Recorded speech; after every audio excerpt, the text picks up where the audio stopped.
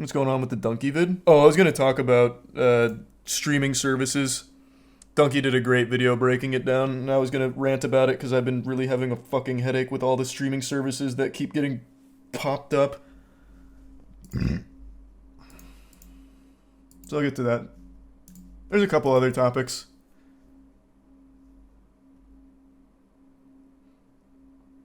You bet she was in the room? No, I don't. I don't think she was there feeding him a script or anything. I think that's just actually how he feels.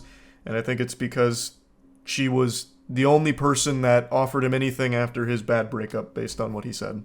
And I think that got him hooked on this idea that she's a good, caring friend when I don't think that's the case. Since the only thing she offered was him being content for her. Thanks to Tier 1 May.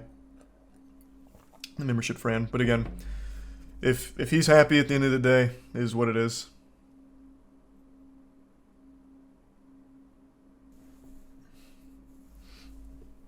Oh. Yeah, no, we already went over the Miami alien thing. That's what I was talking about. It's shocker. It wasn't real aliens in Miami. A bunch of baloney. Thanks to Resubdol.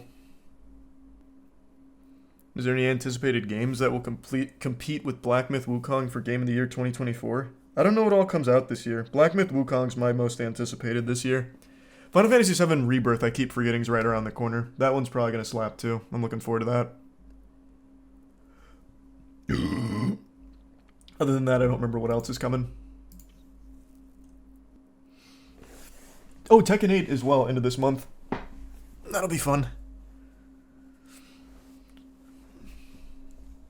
You gonna watch the college football final? I might. Is Hades 2 this year? If Hades 2 is this year, then yeah, maybe that competes. Thanks, Arisa Barayan. No, I still haven't watched the Cat Williams interview, so I don't know enough about it. You see the Boeing 737 MAX 9 is grounded again? Is that the one that had the problem? Well, it wasn't a problem. They just didn't instruct the pilots on how to stop it from nosediving from like 2015 or whatever.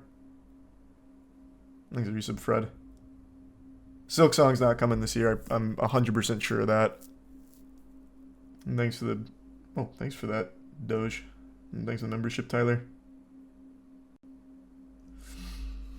Oh, yeah, no. I think Donkey's video on streaming services highlights the absurdity of it in the best way possible. I have been livid at how difficult it is to actually find the shit you want to watch on streaming services now. It's worse than cable. It's actually worse than cable's ever been. Because they divide the content up across like 25 different platforms now. It's fucking miserable. It is unbearable.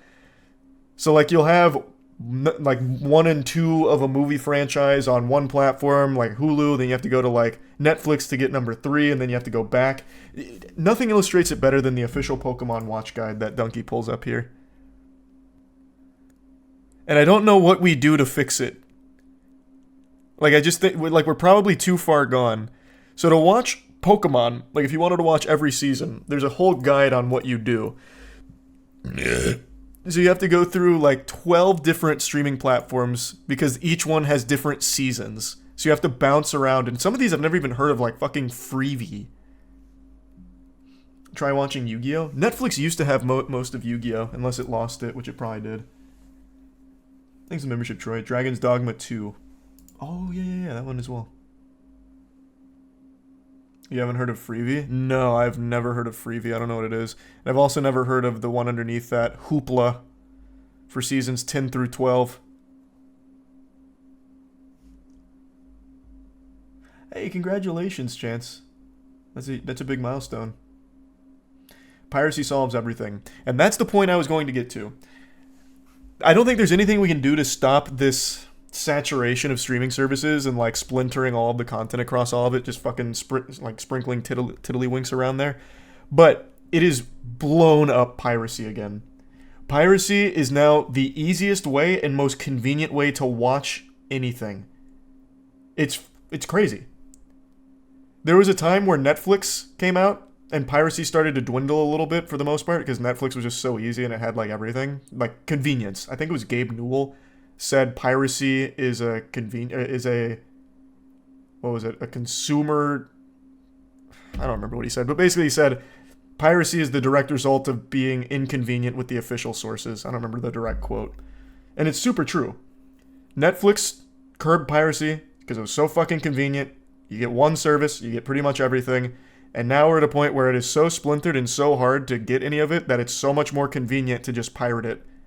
And you also get the complete product. So like SpongeBob, for example, if you were to watch it officially, you're missing 2 episodes because they got censored and taken off. If you pirate it, you get the whole show. We have really come full circle. That's what he said. Gabe Newell said piracy is a service problem. That's right. That's what it was. Thanks for the membership, Saucy. Tier 1 Wolverine. Imagine if there's no Steam for games and just multiple platforms. That would be miserable. I know people give Steam a lot of shit, rightfully so, for a couple of different reasons, but overall Steam is like the best net positive gaming has ever had. Because without Steam, all of those titles would be sprinkled across Origin, Epic, Uplay. What were some of the other failed ones? There was a time where everyone tried to launch their own game service. There's more, and I'm blanking on them, but they were all trash. EA, yep. God, there's so many. I already said Origin, actually.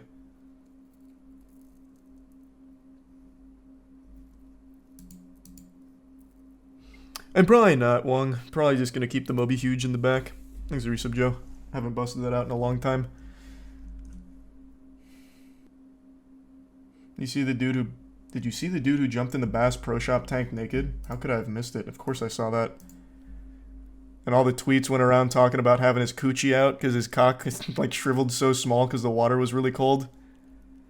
And then he also has the worst picture of all time getting carried away by the cops where he's like strutting around and it really does look like he just has a very small clitoris and a like tiny almond hanging from it because everything shrunk, or maybe he also just has a micro penis, so it was a lot of different things.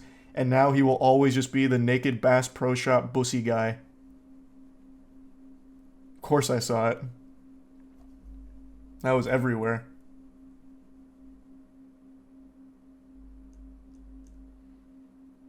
There was also a really great bird's eye view someone else filmed from a higher vantage point when he cannonballed into the Bass Pro Shop's pool.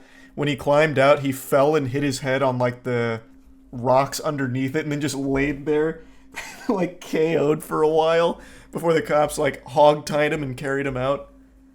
That whole thing was fire. Apparently it also crashed his truck before getting there, so it couldn't have been more chaotic.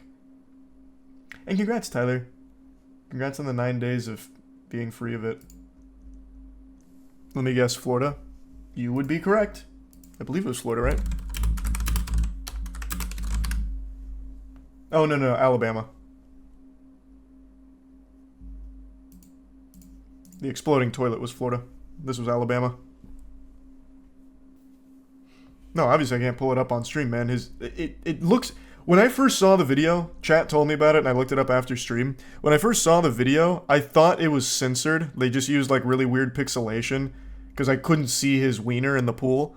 I was like, okay, it's censored. Let me try and find the uncensored version. And then I found one that said uncensored and it was the same thing. I was like, what? Why am I getting lied to? And then I realized, nope. It's just, it shrunk. They set that thing from Wumbo to Mini. So that was an awful legacy he's leaving behind. This 100-year-old family-owned pizzeria I work at caught fire yesterday, and Dave Portnoy reached out offering to help with rebuilding. Well, that's nice. Sorry to hear that it burnt down. That's fucking terrible. And thanks, Kristen. Thanks for resub text. Do you see the wife response video? She called it a swimming pool. That was a meme, right? I'm pretty sure that was satire. That wasn't actually his wife.